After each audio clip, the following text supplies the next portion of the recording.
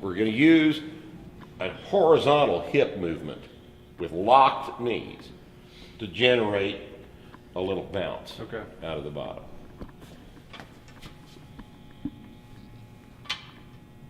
See that? Gotcha. In other words, I'm going to lock my knees and I'm going to squeeze my abs. I'm not going to bend the back. The hip joint is where the movement occurs. So you're going to push into the hip joint and you're going to rebound off of this tightness. This is like a drawn bow. All right, you just rebound there. And what happens is, if you've got the bar in the right place and your elbows in the right place and your armpit, your tricep and your lat are tight, squeeze my hand right there. This position is the platform that generates this bounce. Okay. So hips go forward, and they bounce off the front. So it's here. Every time there's a bounce. Now look what the bar is going to do in your hand. It's going to go down and up. The bounce is here. Must be complete. Okay. Bounce. Okay.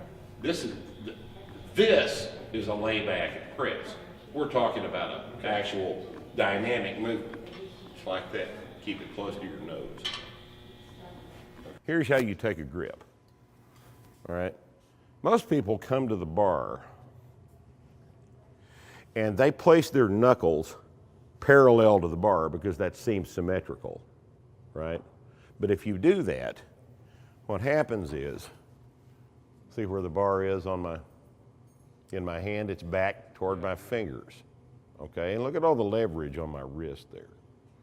In other words, I don't want any leverage on my wrist. I want the barbell sitting on the bones of my forearm. So this is what I'm going to do.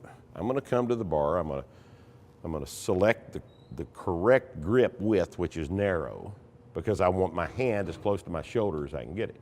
And then I'm going to do this. I'm going to rotate my forearm into pronation, and I'm going to place the barbell right here, kind of parallel to my lifeline between the two eminences of my palm. And I'm just going to lay my fingers on top of the bar, because I'm not holding the bar in my fingers like I do with the deadlift, because the barbell in a press is in compression in the hand, not in tension, hanging from the fingers. So I'm going to take this position, just like this. I'm going to lay my fingers on the bar, and now look where the bar is. Okay. Just directly over those bones. And we have solid force transmission between elbow and barbell. That's the grip, just like that side right there, okay? That ought to feel like just a solid connection right there, okay? Now, widen your stance. Good. Elbows just in front of the bar. Big. Good. Eyeballs stay fixed on the wall right there. Big air. Every time. Get in the habit of taking a bigger breath. Okay. Big breath. Good. Knees are tight. Good. That's the movement. Rack it. There you go. Finish with a shrug every time. That's it. That's how it's done. This is my old friend Tommy Suggs. See that position he's in? Yeah. Wow. He's presenting his chest to the ceiling. Okay? That's what you want to do. You want to take a wide stance. Elbows up, chest up, nice and high. Good. Big air. That's much better. Big breath. Good. You ever thought about why you can bench press more than you can press? You're laying on your back. You're laying on your back, and you have reduced the length of the kinetic chain of the exercise. Kinetic chain of a press is hands to the floor, right? Now, a cursory examination of that might lead you to believe that you could press more because there's more muscle mass involved in the exercise. And that is true. There's a lot more muscle mass, and it's a longer range of motion because most people, when they bench, pull their chest up real high and shorten the distance the bar has to travel. Every one of those places is a place to potentially leak power. Bench press is two joints, shoulders and elbows.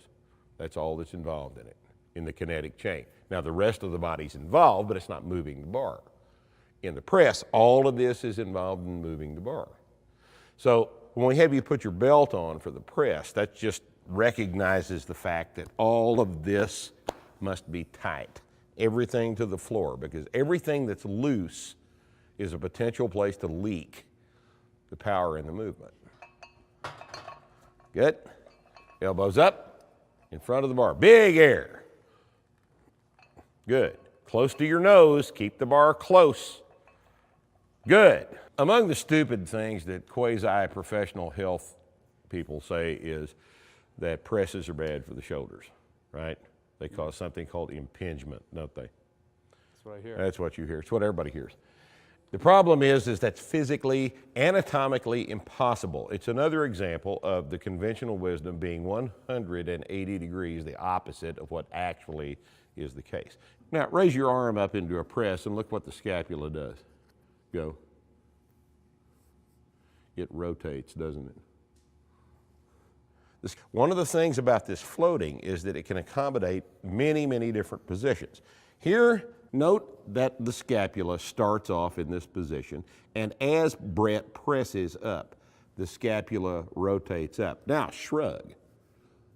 Look at this. It pulls these bony landmarks away from the head of the humerus, so that when you finish a press with a shrug and point your scapula in this direction, these two bony knobs are pulled away from the head of the humerus. Bench press has the potential to do that. That's why we bench down here. Okay. Externally rotate and shrug on up. Now shrug, you feel that at all? Yeah. That's because the press at the top, because of the shrug, does not impinge the shoulder joint.